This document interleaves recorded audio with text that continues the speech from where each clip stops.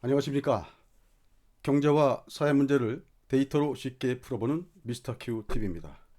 주말 잘 쉬고 계신지요? 아, 지금 오늘은 일요일인데요. 지난주에 제가 그 조정에 좀 대비를 하는 것이, 그러니까 몸을 좀 가볍게 하는 것이 좀 좋겠다라는 그런 말씀을 좀 드렸는데요. 그 이유에 대해서 조금 더 들어가 보도록 하겠습니다. 제가 이제 부제로서 한국은 숲을 목마, 미국은 금풀 월마 이런 말을 써놨는데요. 저 말은 뭐 다른 건 아니고요.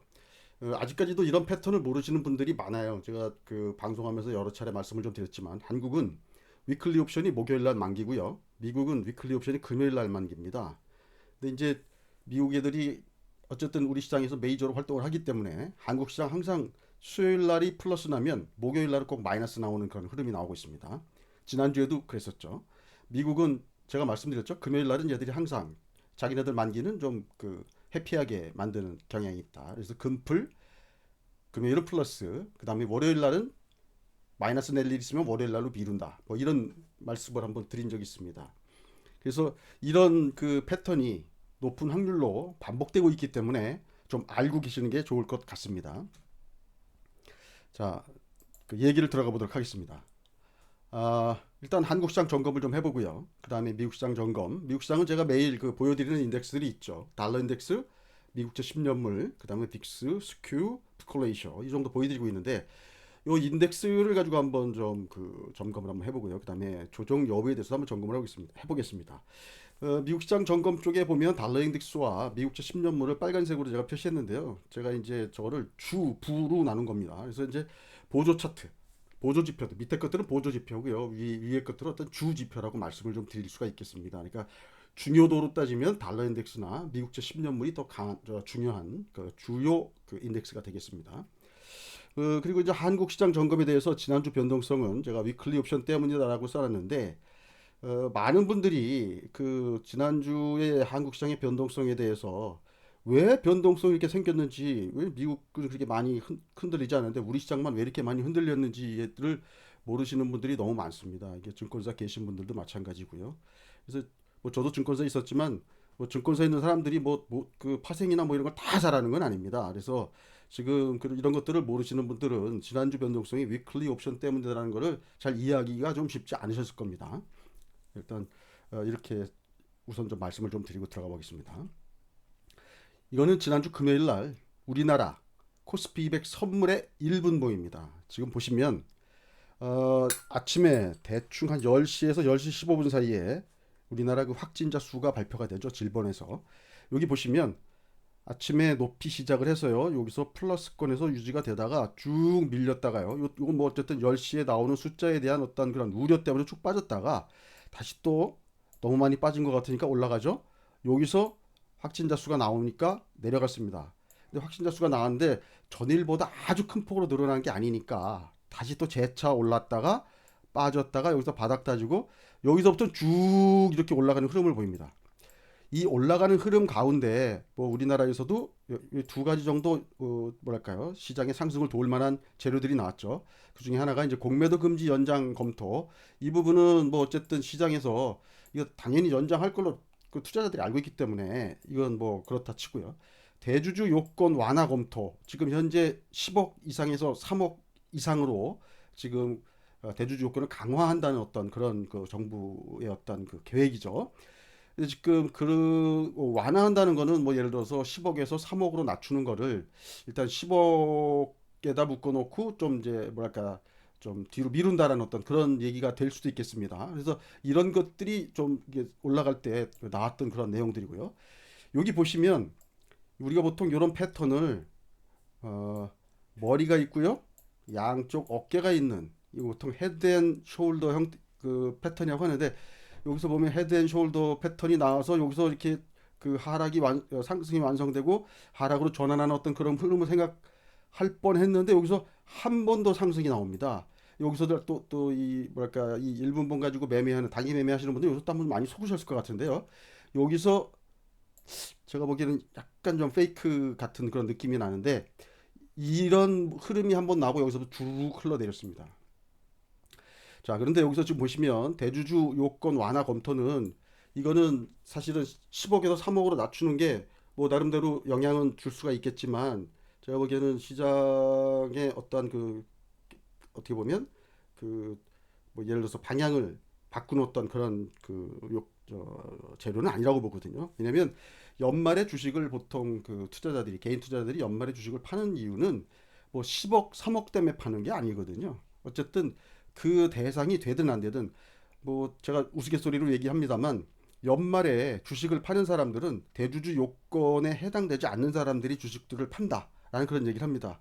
그 실제로 보시면 연말에 주가가 떨어질까봐 팔긴 하거든요. 근데 그때 파시는 분들 보면 대체적으로 10억하고 아무 관계없는 대주주 요건과 아무 관계없는 분들이 팔아서 주가를 빼는 경향이 아주 높습니다. 자, 이제 미국 시장으로 한번 넘어가서요. 달러 인덱스를 한번 보겠습니다. 좀 전에 이제 한국 시장에서 약간 그런 고점에서 약간 그 페이크가 한번 속임형이 한번 나온 것 같다라는 말씀을 한번 드렸죠. 지금 보시면 달러 인덱스 같은 경우도요. 제가 보시면 달러가 내려갈 때 항상 시장이 굉장히 그 강세를 보였던 그런 흐름이었다라고 말씀을 좀 드렸습니다. 이 빨간 박스를 친 곳이 달러가 약세를 보이는 흐름이었죠.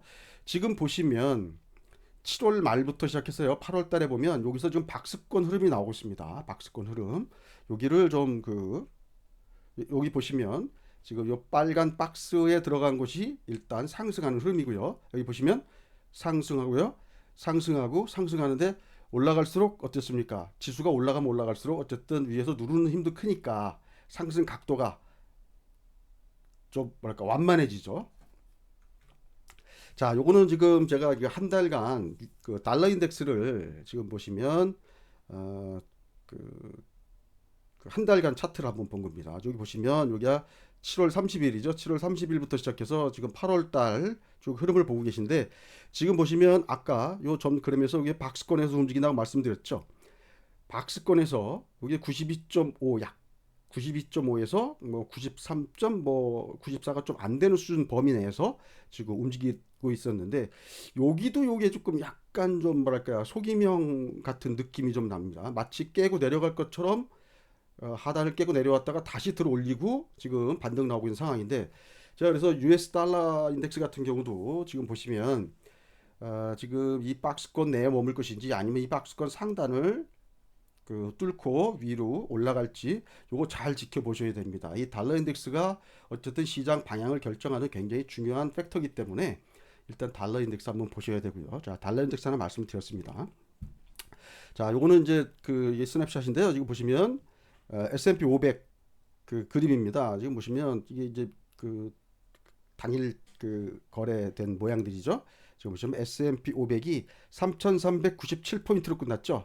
여기 보시면 세 번 가서 종가를 갖다 찍으면서 이렇게 어, 끝났습니다. 어저께가 이제 옵션 만기이기 때문에 나름대로는 굉장히 성의껏 뭐랄까 주가를 올려놓은 것 같은 그런 느낌이 좀 듭니다. 지금 보시면 밀리면 올려놓고 밀리면 올려놓고 이런 흐름이었죠. 자, 그 다음에 빅스 값도 22.54죠. 자, S&P 500이 3,397이면 거의 레코드 하이죠. 거의 올타임 하이입니다. 이게 지금 보시면 사상 최고가인데 지금 빅스는 제가 22 기준으로 말씀을 드렸죠. 22를 아직 못 뚫고 있습니다. 달러 인덱스는 좀 전에 보셨지만 93 뚫고 올라와서요. 93.205였고요.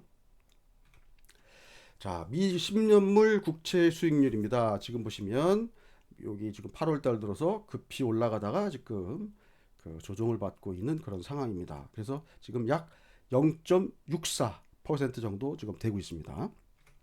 자, 이 미 국채 수익률 제가 이제 앞에 달러 인덱스를 보여드렸고요. 그다음 미 국채 수익률을 보여드렸습니다.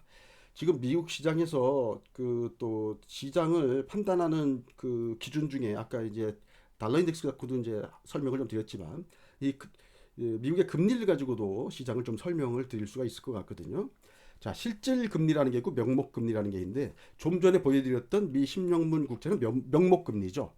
요 명목 금리에서 기대 물가 상승률을 빼주면 그러니까 물가 상승분만큼 빼주면 그 실질 금리라고 볼 수가 있는데요.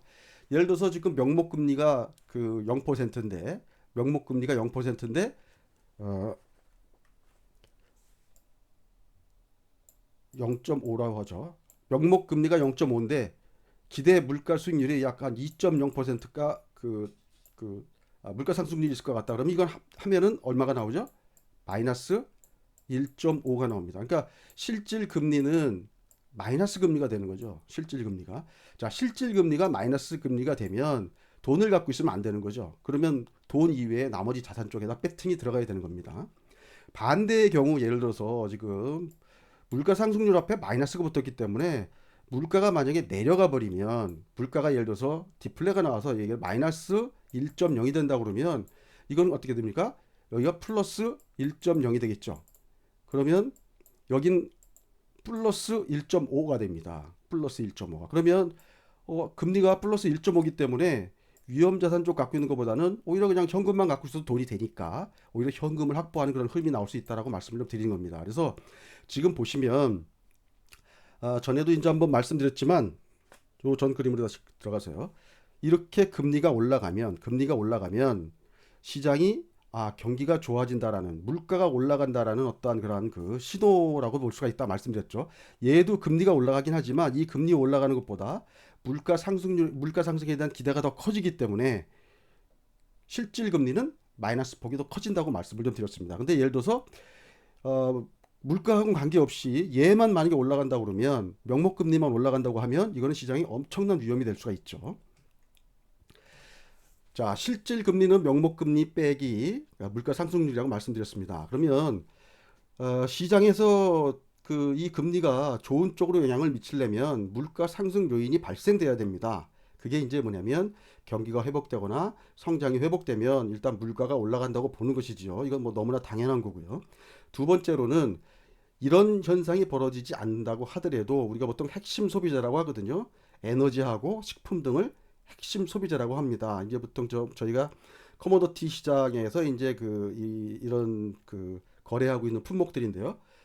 경기하고는 관계없이 에너지 가격하고 식품 가격이 올라가는 경우도 있습니다. 이러면은 물가 상승 요인이 될 수가 있기 때문에 실질 금리가 여기가 더 커지면 마이너스가 더 커지면 실질 금리는 내려가는 그런 효과가 나올 수가 있습니다. 세 번째로는 뭐냐면 이런 것들이 아니라고 하더라도 수입 물가가 상승하면 또 실질 금리가 내려가는 그런 효과를 볼 수가 있습니다. 자, 수입 물가가 상승한다는 것은 미국 입장에서 보면 달러 인덱스가 하락하는 것이죠. 좀 전에 제가 말씀드렸다시피 그동안 쭉 달러 인덱스가 하락하면서 시장을 끌고 올라갔는데요. 지금 만약에 달러 인덱스가 하락을 멈추고 만약에 상승 쪽으로 방향을 튼다든지 아니면 더 이상 하락을 하지 않는다고 하면 그러면 물가 상승 요인이 약해지기 때문에 실질 금리가 내려가는 게 아니라 반대로 정체하거나 올라가는 흐름이 나올 수가 있습니다. 이거는 시장의 약세 요인으로 작용할 수가 있습니다. 시장 조정 요인이 될 수가 있는 거죠. 지금 상황을 보시면 1번, 2번, 3번 모두 지금 미국 시장을 기준으로 놓고 보면 물가 상승 요인 세 가지가 지금 약간 좀 작동하기가 어려운 그런 상황으로 지금 굴러가는 것 같아요. 그러면 지금 우리가 시장이 그동안 계속 상승 일변도로 올라간다고 이렇게 전망을 뭐 저도 마찬가지고 강세로 본 분들이 그렇게 이제 시장을 전망하고 왔는데 이제부터는 약간은 좀 크랙이 생기는 게 아니냐 이렇게 볼 수가 있는 거죠. 자, 이 두 가지 말씀드렸습니다. 지금 보시면 요거는 이제 커머더티 시장 내용들입니다. 지금 보시면 여기 보면 크루드 오일 WTI고요. 브렌트 오일 그다음에 천연가스는 약간 좀 요즘엔 지금 다른 것들하고 좀 달리 움직이는 경향이 있습니다. 지금 골드도 지금 보면 2,000불이 넘었다가 지금 1,947까지 지금 내려온 상황이고요. 실버도 그렇고요. 그 다음에 이제 카퍼도 그렇고요. 그 다음에 이 소이빈도 마찬가지로 지금 마이너스가 나오고 그런 상황입니다. 그래서 지금 커머더티 시장에서 만약 커머더티 시장이 좀 안정되거나 만약에 지금 이쪽이 다시 또 지금 재차 하락 쪽으로 기운다고 하면 미국 시장의 어떤 물가 상승 요인들이 지금 약해지는 것이죠. 이게 다 같이 맞물려 돌아가는 게 달러가 만약에 약세를 멈추고 달러가 강세 쪽으로 흐른다 그러면 커머더티는 당연히 또 약세로 흐를 수밖에 없습니다. 그래서 지금 미 10년물 국채하고 미 달러하고는 같이 이렇게 맞물려 돌아간다고 보시면 됩니다. 이 두 가지가 시장의 어떻게 보면 방향성을 결정하는 요인이라고 일단 말씀을 좀 드릴 수가 있을 것 같습니다. 다시 한번 말씀드리지만 요 전 그림이죠. 다음에 이제 빅스 또 한번 말씀을 좀 드리는데요. 지금 보시면 3,397까지 S&P 500이 지금 뭐 사상 최고가에 왔는데 지금 보면 22를 지금 뚫고 내려오질 않고 있습니다. 이러면 극도로 지금 걱정의 벽을 타고 있다고 이렇게 말씀을 좀 제가 극도라는 말을 하나 더 추가를 했는데요. 지금 아마 극도로 지금 시장을 지금 경계하고 있는 게 아닌가 한편으로는 그런 생각이 좀 듭니다. 여러분도 아마 이런 뭐 내용에는 동의하실 거라고 봅니다. 다음에 이제 스퀴인덱스인데요. 지금 과연 이제 스퀴인덱스의 저 6월 30일 여기를 고점으로 이해를 할 거냐 말 거냐가 지금 굉장히 중요하다고 말씀을 좀 드렸었는데요. 이건 말 그대로 요 앞에 빅스도 그렇고 이건 보조 차트입니다. 보조 차트이기 때문에 이거는 이제 보조적으로 우리가 이제 보는 거죠. 이거에 뭐 목숨 걸고 이 차트를 가지고 물고 늘어지면 안 됩니다. 자, 여기를 만약에 6월 30일을 고점으로 만약에 해석을 한다면 지금이 약 한 두 달 정도 흐른 시점이기 때문에 지금 굉장히 또 시장은 조심해야 돼요. 지금 이게 146이죠? 여기가 147.8인가 그랬었습니다. 여기가. 자, 그래서 지금 6월 요 날이 30일이기 때문에 대충 보면 지금 일단 8월 말이면 8 말이면 일단 두 달 가까이 된 시점이기 때문에 일단 요 때를 만약에 그렇게 이해를 한다면 조심을 또 해야 되는 때다라고 일단 말씀을 좀 드리겠습니다. 풋콜레이션은 약간 뭐 그 선행성을 가진 지표라기보다는 동행하거나 일단 후행하는 지표로 보시면 되겠습니다. 이게 예를 들어서 극도로 만약에 지금 뭐 그 낙관 쪽으로 시장이 좀 가고 있다라든지 이런 경우가 아니라면 일단 뭐 그렇게 보시는 게 맞을 것 같습니다. 제가 이제 또 한번 보여드리는 6월 초 영상에서 미국 시장의 반전 시점에 대해서 말씀을 드렸었죠. 그래서 지금 첫 번째는 두 가지 조건이에요. 첫 번째는 파생만기 기준으로 6월 달에는 19일, 7월 달에 17일, 8월 달에는 21일 말씀을 한번 드렸었습니다. 그래서 이제 버블 논란에 대해서도 이제 말씀을 좀 드렸었는데요. 지금 컨택트 주식들도 많이 이제 회복을 했고 지금 그렇습니다. 그다음에 언택트 주식들도 QOQ로 성장을 지속하는지 확인할 필요가 있다라고 말씀 한번 드렸습니다. 그래서 1번과 2번 조건이 같이 그 맞물리는 그런 자리가 일단 반전 시점이 될 가능성이 높다라고 말씀 좀 드렸습니다. 요새 보시면 미국에서도 지금 일부 우리가 너무 당연히 좋을 거라고 생각했던 쪽에서 지금 약간 좀 크랙이 좀 생깁니다. 뭐 예를 들면 그 데이터 센터에 대한 어떤 그런 그 투자가 엄청나게 많을 거다라고 이렇게 예측을 했는데 실제로 보면 또 그렇지도 않고 지금 이런 것들이 우리 지금 저 생각들을 많이 지금 그 뭐랄까요 지금 깨는 그런 전망들이 많이 나오고 있습니다. 실제로 제가 그 데이터로 한번 전에 보여드렸었죠. 1분기, 2분기까지는 지금 언택트 특히 이제 이커머스 쪽에서 1분기, 2분기까지는 아, 그 실적 성장세가 거래 성장이 계속 이루어졌지만 지금 3분기 들어서 이미 이제 사실은 그 4월, 5월, 6월부터 빠른 데들은 4월부터 좀 늦게 가는 데들은 5월, 6월부터 지금 옆으로 눕기 시작했다고 말씀을 좀 드렸었죠. 그러면 지금 전분기 대비해서 보면 2분기까지는 성장하는 게 나오지만 3분기 되면 성장 내지는 약간 둔화 뭐 이런 형태로 나올 가능성이 높습니다. 그래서 이런 점도 제가 뭐 그 뇌피셜로 드리는 말씀이 아니고 이제 데이터를 가지고 이제 드리는 말씀입니다. 자, 이제 주요 일정별 점검 상황입니다. 자, 시장에서 지난주에 이제 페드의 이제 그 의사록이 한번 발표가 됐었죠. 거기서 이제 뭐 일드 컵 컨트롤에 대해서는 뭐 저 자기네들이 지금 그 생각하고 있지 않다라는 그런 그 얘기를 했는데요. 그거에 대해서 시장이 굉장히 실망을 했다라고 이렇게 또 평가들을 합니다. 실망을 실제로 했는지 안 했는지 모르지만 시장이 페드에 대한 기대는 아주 심한 경우에는 마이너스 금리를까지 가자. 그다음에 그 중간 단계로서 일드컵 컨트롤을 페드에다가 이제 기대를 지금 시장에서 하고 있는 거고요. 제가 이제 추상적으로 시장이라고 말씀드렸지만요. 저 시장이라고 하는 저 시장은 뭐 이제 제가 흔히 얘기하는 게 메이저들입니다. 그 누군지는 모르지만 시장에 분명히 시장을 주도하는 메이저들이 있다고 보니까요. 다음에 이제 27일, 8월 27일, 28일 날 잭슨홀 미팅이 있죠. 요때 이제 파월 의장의 이제 발언이 이제 시장에 이제 어떻게 영향을 미치는지 한번 좀 봐야 될 것 같은데요. 이미 지난 그 의사록에서 파월 의장이 난 그 마이너스 금리 뭐 택도 없는 소리고 일드컵 컨트롤도 지금 뭐 뭐랄까 얻는 것보다는 잃는 게 더 많을 것 같다라는 그런 내용들이었죠. 그래서 이런 것들에 대해서 파월 의장이 어떻게 또 한번 얘기를 하는지 이제 시장이 이제 그 관심을 가질 것 같고요. 또 FOMC 회의가 9월 15일, 16일 날 있습니다. 그 다음에 미국 옵션 만기, 다음 달 옵션 만기 9월 18일입니다. 자, 이 일정을 쭉 보시면 27일, 28일 날 파월 의장의 발언을 기대하는데 예를 들어서 이럴 수 있거든요. 시장이 일단 한번 우는 척을 할 수가 있습니다. 시장이 막 우는 척을 하면 거기 시장이 우는데 과연 파월 의장이 어느 정도 강도의 발언을 하는지 야 택도 없어라고 반응을 할지 아니면 약간 그 끝을 흐리면서 가능성을 좀 던져주면서 그 이야기를 할지 좀 모르겠지만 자 그래서 지금 보시면 시장은 9월 옵션 만기 특히 FOMC가 9월 15일 16일에 있기 때문에 실질 금리 하락 제가 실질 금리 하락은 뭐냐면 명목 금리를 내리든지 명목 금리가 내리지 않으면 아, 인플레 요인들을 만들어서 지금 뒤에 그 명목 금리 마이너스 물가 상승률이라 했죠. 물가 상승을 일으킬 만한 어떤 그런 것들을 만들어서 실질 금리를 하락시켜 달라라는 어떤 요구를 페드에다가 요구할 가능성이 있는데 중요한 건 요구를 어떤 방식으로 할 거냐, 수단은 어떤 방식으로 할 거냐, 말로 하지 않죠, 시장은. 얘들은 어떻게 하냐면 시장 변동성으로 합니다. 그러니까 페드에다가 요구를 합니다. 야, 너네 이렇게까지 내가 시장을 흔드는데 시장이 이렇게까지 지금 아파하는데 너 계속 안 된다고 할 거야? 이런 식의 일종의 자해 공갈을 할 가능성이 있다는 거죠. 그래서 지금 제 생각은 9월 18일 옵션 만기 전까지 특히 FOMC 회의가 있기 전까지 그리고 1차적으로는 잭슨 미팅에서 파월 의장이 어떤 발언을 할 때까지 그때까지 시장을 뭐 예를 들어서 좀 어지럽히고 이 사람이 어떻게 반응을 하는지 시장에서 테스트해 볼 가능성이 좀 있다고 봅니다. 그래서 중요한 이런 일정이 잡히기 전에는 저는 그래서 항상 좀 조심하자라는 그런 말씀을 좀 드리는 겁니다.